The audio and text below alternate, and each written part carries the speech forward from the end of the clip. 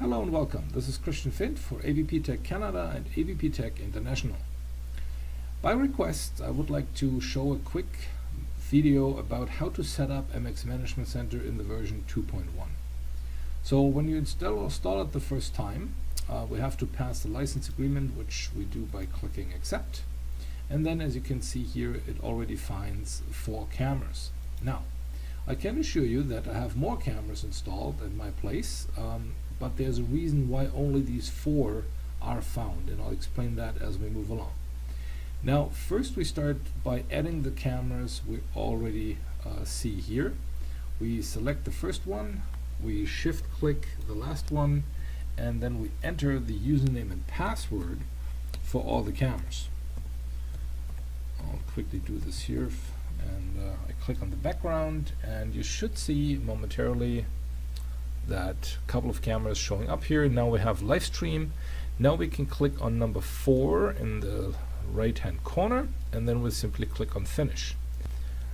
So after we've imported these 4 cameras, we see the video streams. We have the focus area on top, and on the bottom we have the 4 thumbnails.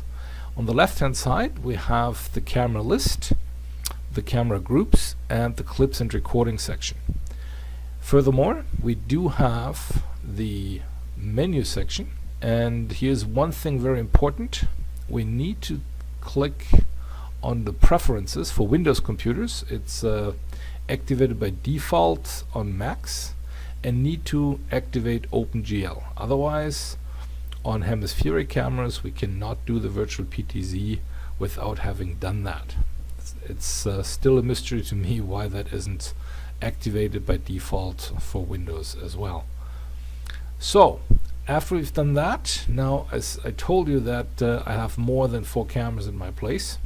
Now the reason is we're using Apple Bonjour service, and Apple Bonjour service only looks in the, or is only capable of looking in the really close-up network. If you have a Wi-Fi bridge or you're bundling through multiple switches, it cannot see beyond them.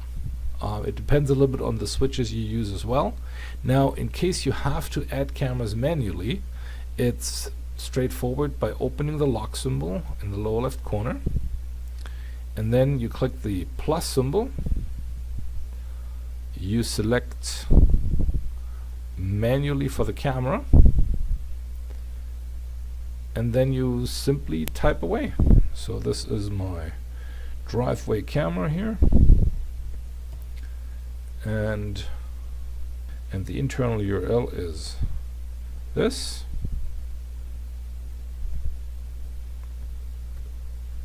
And since I'm using it for my laptop, I also have my own domain name, so I basically put it in and add the right port number,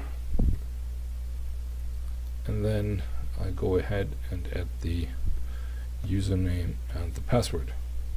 You might be surprised seeing the time lapse here, so I have to do this video while being away from home. I apologize for that. There's a quality issue and a little bit of lag. I really apologize for that, but since I'm only showing you how to set it up at your place, I think the quality is a second priority for the moment.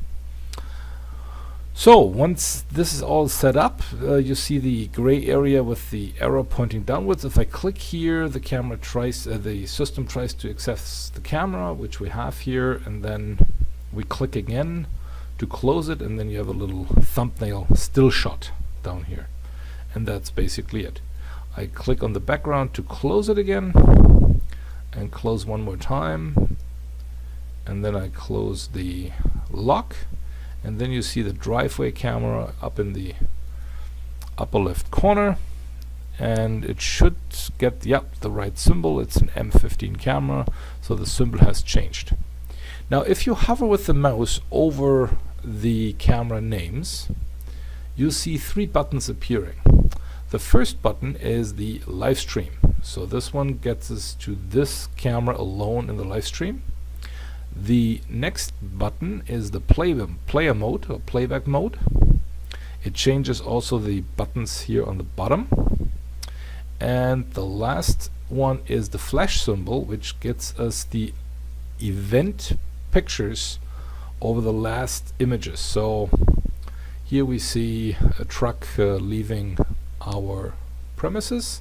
So if we say this might be suspicious, we can click here and the playback will work right here in that section. Yeah, as you see, the playback runs here. You see the truck coming. So now if you say, that's suspicious, I want to see that bigger, then you click on the right player symbol. It jumps right to the player menu. And we'll get the truck, and we'll see here nicely. We can now zoom in and identify the truck very nicely. Now I have to, of course, blind out the identification here. So how do you get back? Well, there is the camera group, and you see the first button here for the camera groups. That gets you back into your overview. Now you might want to say, yeah, that's nice, but there's too much gray here, and I agree. The default aspect ratio is 8:3, and that fits wonderfully for a dual sensor camera like this one here. But the rest is single sensor cameras, so we'd like to get rid of that gray. So in order to do so, we click on the lock symbol in the lower right corner, and then we have the aspect ratio here in 8:3. The other buttons, we have 16 cameras allowed in that group, and the focus window has a magnifier factor by 2, and we can change that as well. Let's make it 3, for example. And we can also activate or deactivate the focus area. If we simply click on that button here to the right, see, now it's just the 5 cameras. If we want to have, and if we would like to use the focus area, then it's easier to activate it. Now in order to get rid of the gray area, we move the aspect ratio from 8:3 down to 4:3. And as you can see now, the gray area has disappeared. Now, you might want to say, okay, but now the gray area came up here as where the dual sensor camera is displayed. We can do the following. We can tell the system, and that's also a very nice touch by Mobotics. We can go into the setup, into the settings of the camera by opening up the lock symbol again. And then when we hover over the camera symbol or camera name, we have the gear wheel here to the right hand side.